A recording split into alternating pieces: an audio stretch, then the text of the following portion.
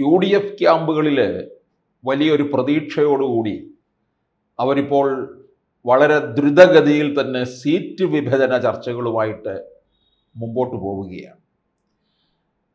UDFിലെ ഘടകകക്ഷികളൊക്കെ തന്നെ ഇപ്പോൾ പലതരത്തിലുള്ള വിട്ടുവീഴ്ചകൾക്കും തയ്യാറാകുകയാണ്. പ്രധാന ഘടകകക്ഷിയായ മുസ്ലിം ലീഗ് പോലും പലതരത്തിലുള്ള വിട്ടുവീഴ്ചകൾക്കും തയ്യാറാകുന്നുണ്ട്. മുസ്ലിം ലീഗാണ് കോൺഗ്രസിനെ പോലും ഭരിക്കുന്നത് എന്ന് നമുക്ക് ഏവർക്കും അറിയാവുന്ന കാര്യമാണ്. അവരും വിട്ടുവീഴ്ചയ്ക്ക് തയ്യാറാകുകയാണ്. എന്തുകൊണ്ട്? 10 വർഷം ഭരണമില്ലാതെ പുറത്തു നിന്നപ്പോൾ എല്ലാ തരത്തിലുള്ള ക്ലേശവും അനുഭവിച്ചു. അതുകൊണ്ട് 26-ലെങ്കിലും അധികാരത്തിൽ വരണം എന്നുള്ളത് കൊണ്ടാണ് ഇത്തരത്തിലുള്ള വിട്ടുവീഴ്ചയ്ക്ക് തയ്യാറാകുന്നത്. ഇപ്പോൾ ജോസ് കെ മാണിയെ ഇപ്പുറത്തേക്ക് കൊണ്ടുവരാനായിട്ട് മുസ്ലിം ലീഗാണ് അധ്വാനിച്ചത്. അതിന് തിരുവമ്പാടി മണ്ഡലം വരെ കൊടുക്കാം എന്ന് പറയുകയും ചെയ്തു. ഇനി പാല തന്നെ വേണമെന്നുണ്ടെങ്കിൽ പാല കൊടുത്തിട്ട് മാണി സി കാപ്പന് തിരുവമ്പാടി കൊടുക്കാമെന്ന് പോലും എല്ലാ തരത്തിലുള്ള വിട്ടുവീഴ്ചയ്ക്കും ലീഗ് തയ്യാറായി നിൽക്കുകയാണ്. അതുപോലെ എല്ലാ ഘടകകക്ഷികളും ഇപ്പൊ ജോസഫ് ഗ്രൂപ്പിന്റെ കയ്യിൽ നിന്ന് 4 സീറ്റ് കോൺഗ്രസ് തിരിച്ചെടുക്കുന്നു എന്നാണ് അറിയുന്നത്. ജോസഫ് ഗ്രൂപ്പിന് അതിനകത്ത് പരിഭവമോ പരാതിയോ ഒന്നും തന്നെ ഇല്ല. ജോസഫ് ഗ്രൂപ്പ് ഏതാണ്ട് ശുഷ്കമായി വരികയാണ്. ജോസ് കെ മാണി വിഭാഗം കൂടി ഇങ്ങോട്ടേക്ക് വരുന്നത് അവരുടെ സ്പേസ് അപഹരിക്കുമെന്ന് മനസ്സിലാക്കിയത് കൊണ്ടാണ് ജോസഫ് അതിനെ വളരെ ശക്തിയോടുകൂടി എതിർത്തത്. അതുപോലെ തന്നെ മറ്റ് ഘടകകക്ഷികളൊക്കെ ധാരാളമുണ്ട്. ഒറ്റയാൾ പട്ടാളങ്ങളായിട്ട് നിൽക്കുന്നതും അതുപോലെ തന്നെ നിലവിൽ MLA-മാരില്ലാത്ത പാർട്ടികളും ഒക്കെയുണ്ട്. ഫോർവേഡ് ബ്ലോക്ക് ആയാലും ഇടതുപക്ഷ സ്വഭാവത്തോടു കൂടിയത്, RSP ആയാലും. RSP എന്നൊക്കെ പറയുന്നത് ഇടത് സ്വഭാവമാണെങ്കിൽ ഏറെക്കാലം UDFിനോടൊപ്പം നിന്നവരാണ്. RSP എന്ന് പറയുമ്പോൾ നമ്മൾ ചിലപ്പോൾ പരിഹസിച്ച് പറയും ചവറ മുതൽ ചവറ വരെ എന്ന്. ഒരു കാലത്ത് വലിയ പ്രതാപത്തിൽ കഴിഞ്ഞിരുന്ന കൊല്ലത്തെ പാർട്ടി തന്നെയാണ് RSP. Baby John, TK Divakaran, Sreekantan Nair, Pankajakshan, RS Unni എന്നീ പ്രഗത്ഭരുടെ ഒരു നീണ്ട നിര തന്നെ RSPക്കകത്തുണ്ടെന്നുള്ളതാണ്. കൊല്ലമാണ് അവരുടെ തട്ടകം. ഇപ്പൊ കേരള കോൺഗ്രസ് അവരുടെ തട്ടകം കോട്ടയം എന്ന് പറയുന്നത് പോലെയാണ്.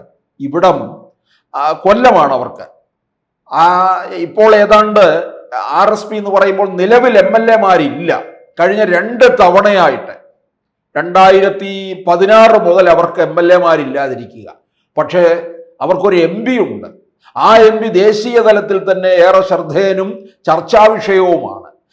കൊല്ലത്തിന്റെ MP ആയ NK പ്രേമചന്ദ്രനാണ്. 2014 LDFിൽ നിന്ന് ഇറങ്ങിപ്പോകുന്ന UDFില് പ്രവേശിക്കുന്നു. 2014 മുതൽ കൊല്ലത്തെ MP ആണ്. 14-ലും 19-ലും 24-ലും ഓരോ തവണയും അദ്ദേഹം ഭൂരിപക്ഷം ഉയർത്തിക്കൊണ്ട് കൂടുതൽ ജനകീയനായി മാറി എന്നുള്ളതാണ്. അതുകൊണ്ട് തന്നെ കൊല്ലത്ത് UDFിന് ഒരു വലിയ മൈലേജ് ഉണ്ടാക്കി കൊടുക്കാൻ NK പ്രേമചന്ദ്രന് സാധിച്ചിട്ടുണ്ട്. അതുകൊണ്ടാണ് ഇത്തവണ RSP ചില കാര്യങ്ങൾ വ്യക്തമായിട്ട് ആവശ്യപ്പെടുന്നു. അവരുടെ ചോദ്യം ന്യായമാണ്. അതായത് അവർക്ക് നിലവിലുള്ളത് ഈ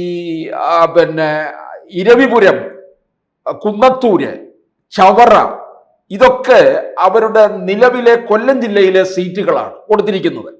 ഇരവിപുരത്തിന് പകരം ഇവർക്ക് കൊല്ലം വേണമെന്നുള്ളൊരു ആവശ്യം ഉന്നയിക്കുന്നുണ്ട്. ഇരവിപുരം ഇപ്പോൾ അവിടെ നൗഷാദാണ് CPM-ൽ നിന്ന് ജയിച്ചു വന്നിരിക്കുന്ന MLA. അവിടെ ലീഗിന് ഒരല്പം സ്വാധീനമുണ്ട്. ലീഗ് ചോദിക്കുകയും ചെയ്യുന്നുണ്ട് ഇരവിപുരം. പണ്ട് RS ഉണ്ണി ജയിച്ചു വന്ന മണ്ഡലമാണെന്ന് ഓർക്കണം RSPയുടെ. അപ്പോൾ ഈ തൃശ്ശൂരിന് ഇങ്ങ് തെക്കോട്ടേക്ക് മുസ്ലിം ലീഗിന് വലിയ സ്ഥാനമില്ലായിരുന്നല്ലോ. അവരിപ്പോ തിരുവനന്തപുരം വരെ ചോദിക്കുന്നുണ്ട്. തിരുവനന്തപുരം സെൻട്രലിൽ അവർക്ക് നോട്ടമുണ്ടെന്നുള്ളതാണ്. ഇനി CP ജോൺ തിരുവനന്തപുരം സെൻട്രലിൽ മത്സരിക്കാൻ കൂടുതൽ ആവശ്യപ്പെടുകയാണെന്നുണ്ടെങ്കിൽ മുസ്ലിം ലീഗ് അങ്ങ് മാറിക്കൊടുക്കും. ലീഗിന് ഈ CP ജോണിനോട് ഒരു പ്രത്യേക ഒരു ബഹുമാനവും സ്നേഹവും ഒക്കെയുണ്ട്. കാരണം CP ജോണിനെ പോലുള്ള ഒരാള് UDF അധികാരത്തിൽ വരികയാണെന്നുണ്ടെങ്കിൽ അവിടെ ഉണ്ടാകണം, മന്ത്രിസഭയിൽ തന്നെ ഉണ്ടാകേണ്ട ആളാണ് CP ജോൺ.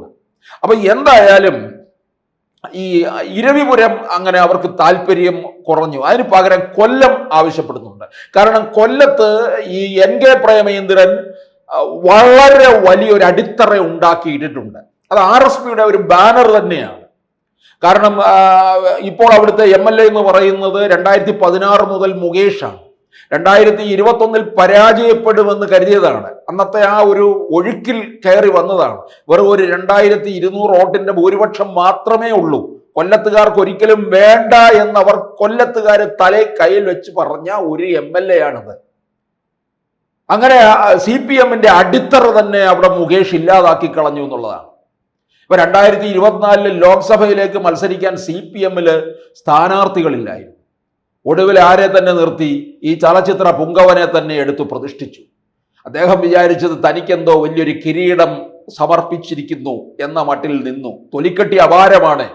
അങ്ങനെ 8 നിലയിൽ പൊട്ടുകയും ചെയ്തു എന്നുള്ളതാണ്. പ്രേമചന്ദ്രൻ ഭൂരിപക്ഷം ഉയർത്തി പോവുകയും ചെയ്തു.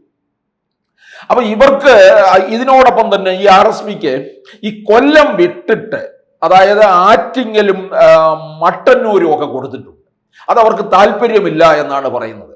ഈ ഘടകകക്ഷികൾക്കൊക്കെ തന്നെ അവർക്ക് ആ പ്രദേശങ്ങളിൽ വലിയ ഒരു ബെൽറ്റ് ഉണ്ട് എന്നുള്ള രീതിയിലൊന്നുമല്ല. മുന്നണിയിലുള്ളവരുമായിട്ട് മുന്നണിയിലെ മറ്റുള്ളവരുടെ വോട്ട് കൂടി സമാഹരിച്ചുകൊണ്ടാണ്. ഇപ്പൊ CPI ഒറ്റയ്ക്ക് നിന്നാൽ ഏതെങ്കിലും ഒരു പഞ്ചായത്ത് വാർഡിൽ നിന്നെങ്കിലും ജയിച്ചു വരാൻ കഴിയുമോ എന്ന് MM മണി ചോദിച്ചിട്ടില്ലേ? അതുപോലെ ഇവർക്കൊക്കെ അങ്ങനെ സംഭവിക്കാം. പക്ഷെ മുന്നണിയുടെ കെട്ടുറപ്പിലൂടെ ഇവർക്ക് വോട്ട് നേടി വിജയിച്ചു വരാം എന്നുള്ളതാണ്.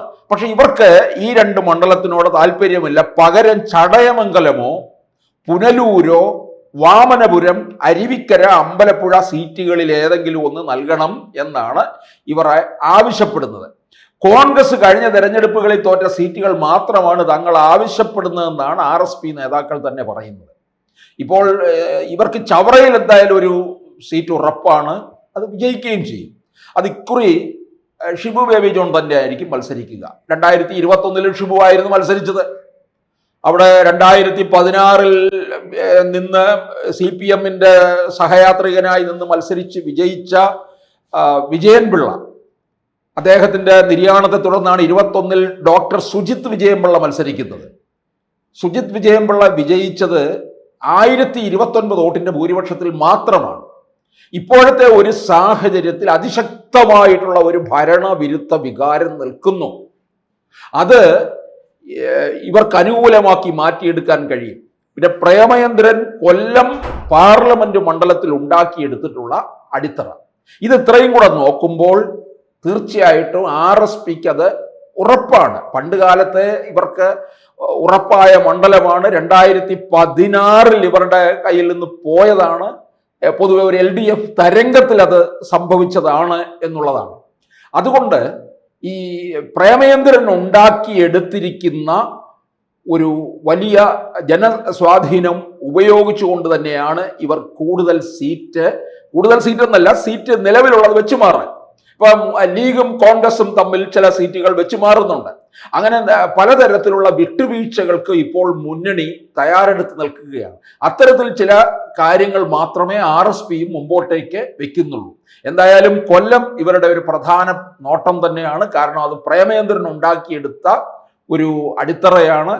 അവിടെ നിന്ന് ചവറ കൂടാതെ കൊല്ലത്ത് നിന്നും കൂടി ഒരു വിജയം ഉണ്ടാകണമെന്നാണ് RSP ആഗ്രഹിക്കുന്നത്.